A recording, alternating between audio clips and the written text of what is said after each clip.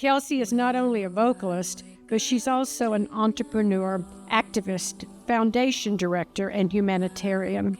Her support for Ukraine is legendary, resulting in multiple trips there during the war, where she engaged in soft power to bring attention to the suffering and needs of the Ukrainian people. In 2023, Kelsie filmed 3 music videos, and she had some of the worst atrocities in the world that took place there. All those videos went viral with millions of views.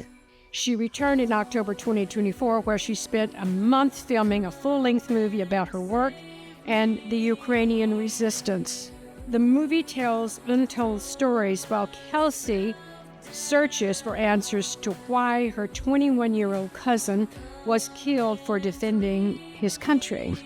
She is the only artist in the world to be given access to the front line, where she spent a week as drones, missiles, and artillery bombed and attacked everyone around her, the awards that she so richly deserved.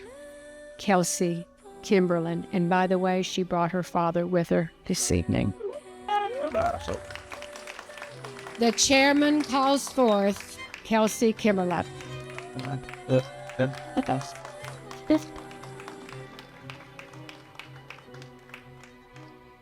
Soon it will be a Grammy, but for now it is the King Charles Medal of Honor. And boy, you deserve it so much. Congratulations to you. Thank you. United Nations Humanitarian Award. Thank you. You know, and the pin as well. Do you want to hold those for you while you do the speech? Thank you for that kind introduction. And I also want to thank the United Nations, the Royal Society of St. George, King Charles III, Roger Neal, of course, and Princess Karen Cantrell.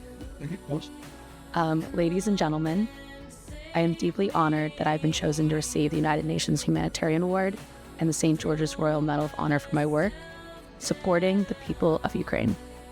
I humbly accept these honors not just for myself, but for all the citizens of Ukraine who are courageously standing up and fighting for independence, freedom, justice, and the rule of law. I accept these honors for all of those who've given the ultimate sacrifice to protect not only Ukraine, but all civilized countries around the world. I accept these honors for all Ukrainian children who dream of the day they can go to sleep to the sound of their mother's lullabies, rather than the blare air raid sirens or missile explosions. Ukraine has been at war for 11 years long, and every day Russia kills and wounds innocent civilians going about their day, at school, at church, at the market, or at home with their family. And every death or injury is a future lost or shattered. I am American Ukrainian, and I spent my childhood summers in Ukraine, in my mother's small village surrounded by endless fields of sunflowers. It really was heaven on earth without a care in the world. My cousin Andrusha was always by my side as we played and we traveled to the Black and Azov Sea. In 2023, I was in business when Andrusha came to Kiev to join the armed forces. Sorry. He was only 20 years old, but he, like many Ukrainians, felt the need and patriotic duty to defend his country. I had mixed feelings about it, but I was proud to see him so handsome in his uniform. Andrusha was so talented that he was chosen to join the elite 3rd Special Assault Brigade. He did not want us to worry, so he never told us he'd been asked to be deployed to the front line near our small village. On February 22nd, 2024, he was killed while protecting his fellow soldiers from a massive Russian attack. He was 21 years old.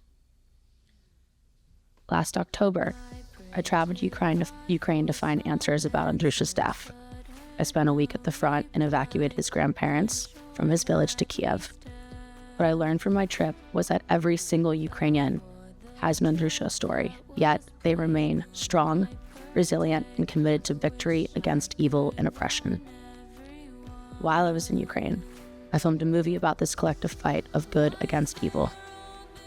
And when I came back to America, I began working with a human rights lawyer to file a historic lawsuit under the State Sponsors of Terrorism Act to hold those accountable for who killed Andrusha.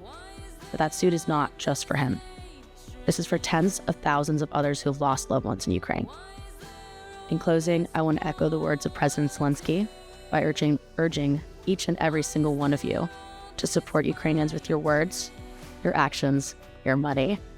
And together, we can be victorious, not just for Ukraine, but for all humanity. Thank you again for this honor. Thank you. Thank you.